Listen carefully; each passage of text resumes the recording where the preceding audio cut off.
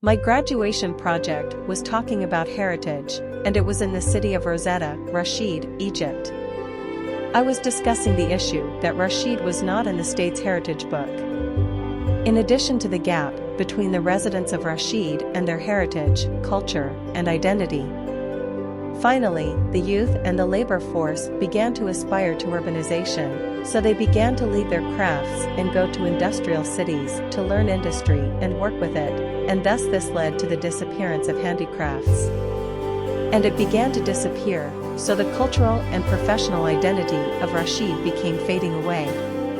The residents became unfamiliar with the heritage buildings surrounding them, despite the fact that Rashid is the second city in terms of the largest Islamic buildings after Cairo. It became without an identity.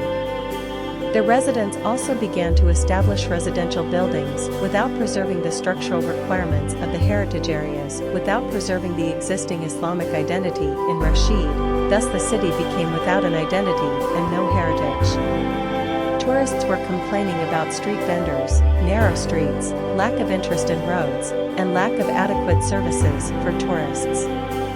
This was one of the negative effects of Rashid, and thus there was a lack of internal and external tourism in Rashid.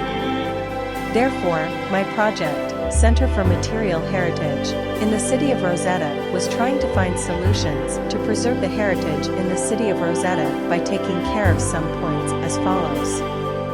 The problems of the population by providing their heritage culture by making lectures on the heritage of our city through documentaries.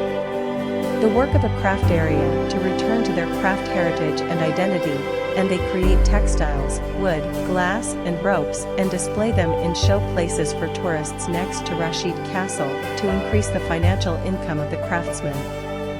As for the heritage buildings, I have established laboratories for the restoration of antiquities with modern materials that are not affected by erosion and climate factors and do not corrode with the old materials used on heritage buildings. I created a site that allows visitors, whether residents of the city or tourists, to see the steps to restore monuments and heritage buildings. I established a craft center for children to return handicrafts and identity to the city.